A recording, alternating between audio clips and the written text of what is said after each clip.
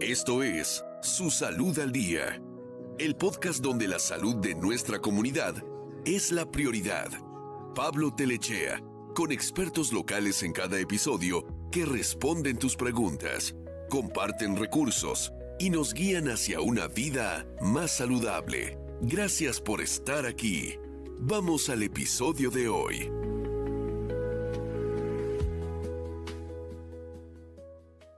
Amigas, amigos, qué gusto para mí darles la bienvenida nuevamente a este podcast Su Salud al Día. Soy Pablo Telechea y como todos los viernes un nuevo episodio para hablar de salud y de la salud de nuestra comunidad hispana aquí en el estado de Utah y en los Estados Unidos también.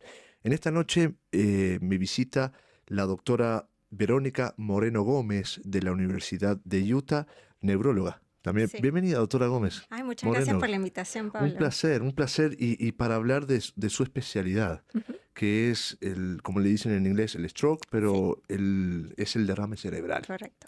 Gracias por estar aquí. Muchas Me gustaría comenzar preguntándole, ¿qué es lo que sufre el cuerpo cuando tenemos un derrame cerebral? ¿Qué es el impacto que causa en esto? Sí.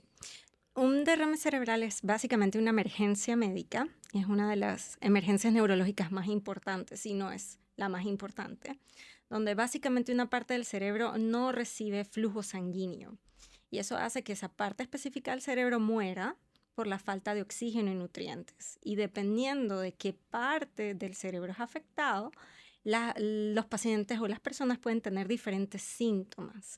Por ejemplo, puede afectar el habla, la capacidad para expresarse, para entender. Puede afectar la movilidad, lo que significa que una parte del cuerpo es paralizada y la persona puede tener dificultad para caminar, para movilizarse independientemente.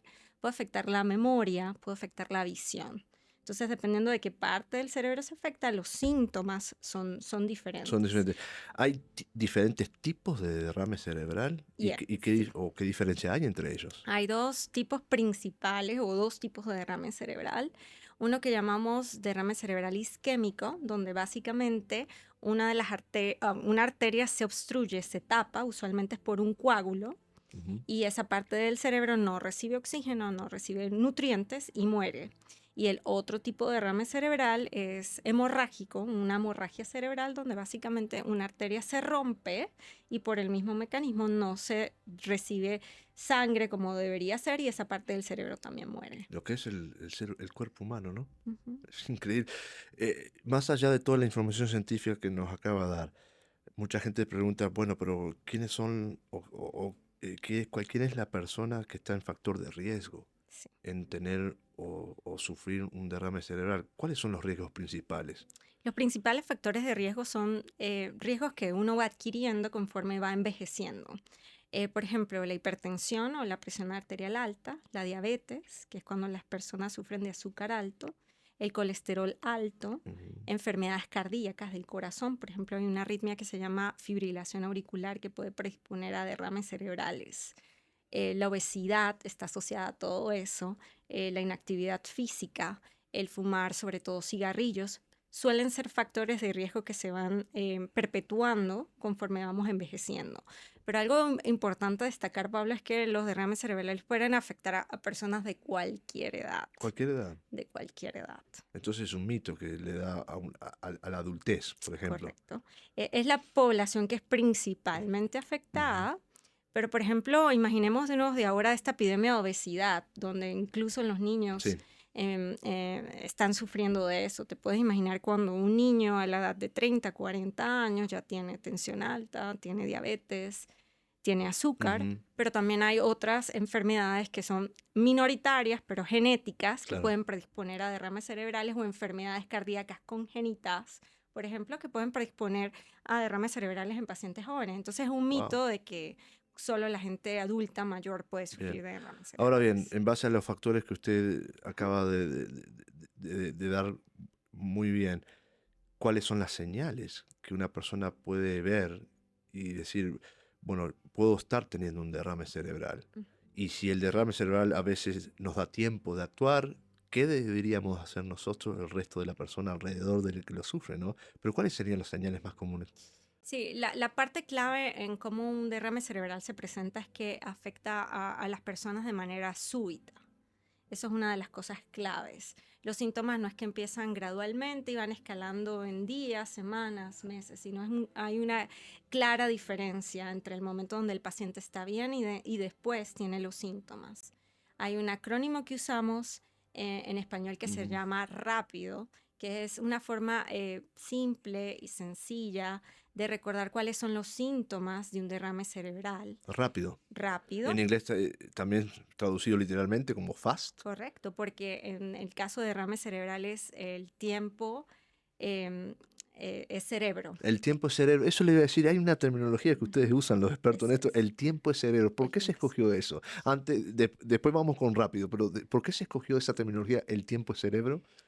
Básicamente, cada minuto que una parte del cerebro no recibe oxígeno puede morir hasta 2 millones de neuronas. Oh, wow.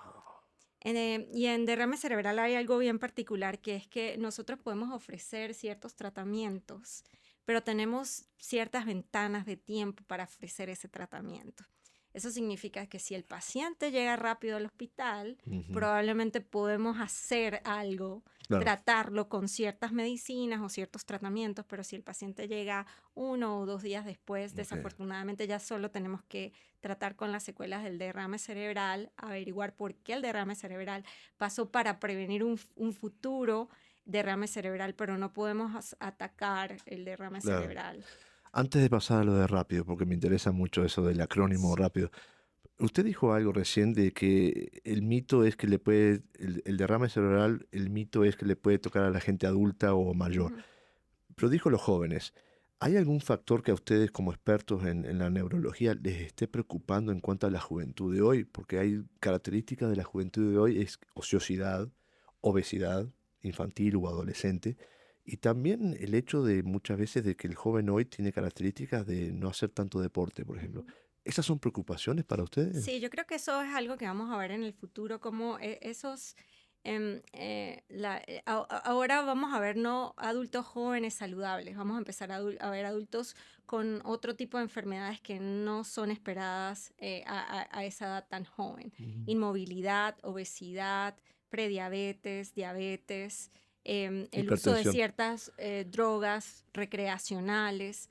Entonces, desafortunadamente, los jóvenes no se escapan de un riesgo de derrame cerebral, y eso es importante de destacar, porque igual se tiene que llamar al 911, se tiene que saber cuáles son los síntomas que básicamente nos alertan de un derrame cerebral independientemente de la edad de la persona. Cuando usted menciona drogas recreacionales, ¿se podría incluir también ciertas bebidas que hoy son no oficiales, son legales, como bebidas muy energizantes? Correcto. ¿También? Sí.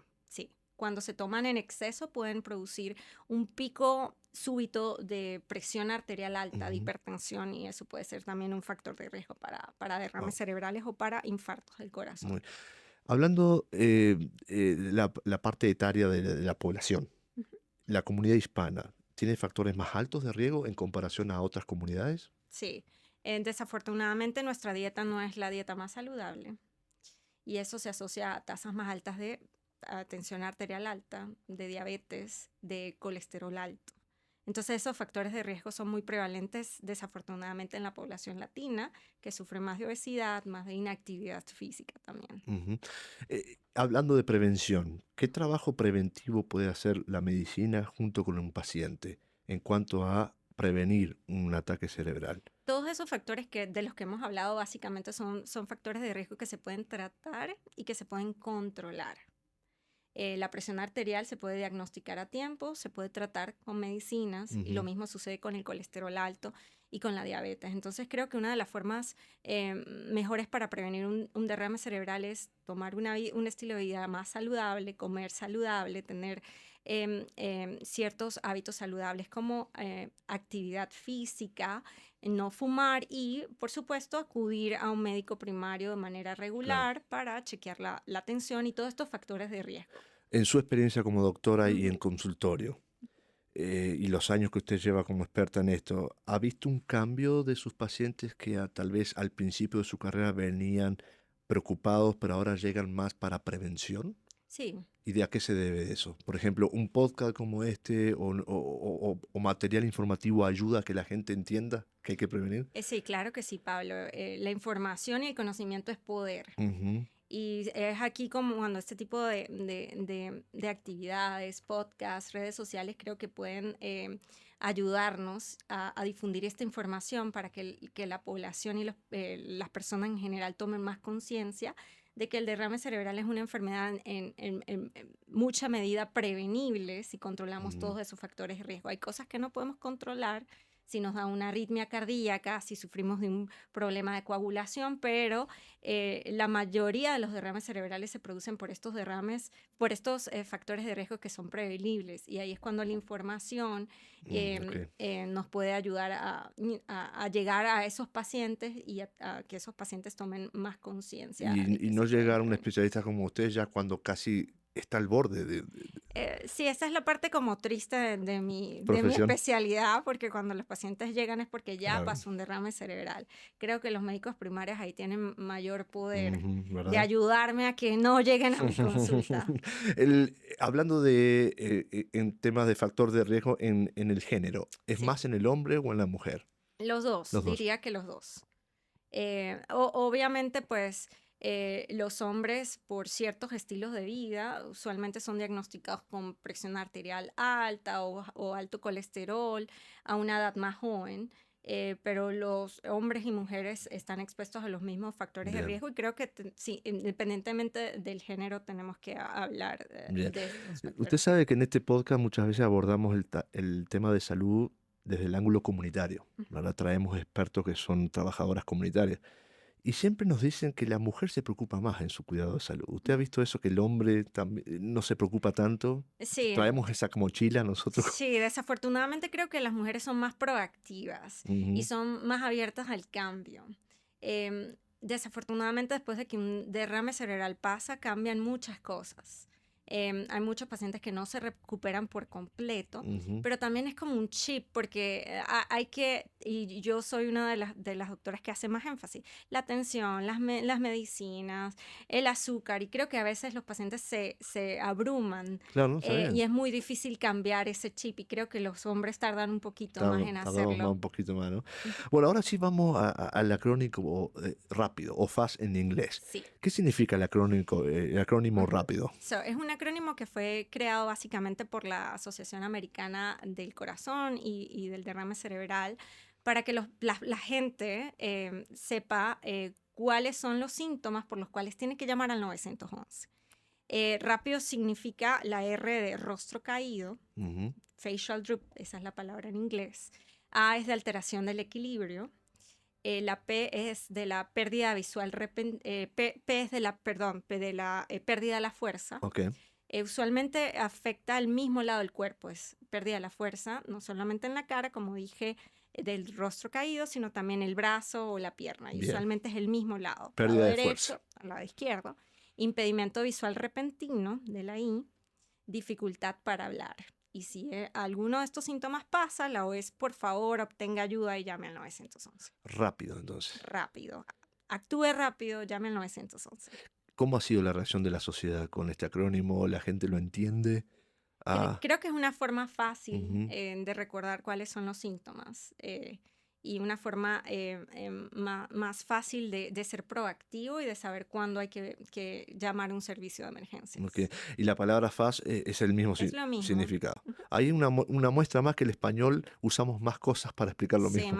más largo, pero el concepto es lo mismo. Si Es el usted de mismo. manera aguda o repentina tiene alguno de estos síntomas, pérdida de la fuerza, Ujú. dificultad para hablar, problemas del equilibrio o pierde la visión, simplemente llame al 911. No tiene que tener todos los síntomas si tiene alguno de estos. Bien.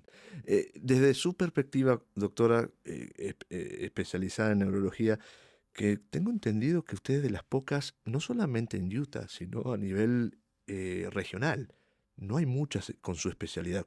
La Universidad de Utah, ¿cuántas zonas cubre con su especialidad de neurología? De neurología vascular, la Universidad de Utah tiene algo bien particular, que es que tiene una red muy grande de algo que se llama telestroke, que significa que yo puedo estar aquí físicamente en el hospital de la Universidad de Utah, pero puedo atender pacientes en 5 estados diferentes 5 estados. de la región.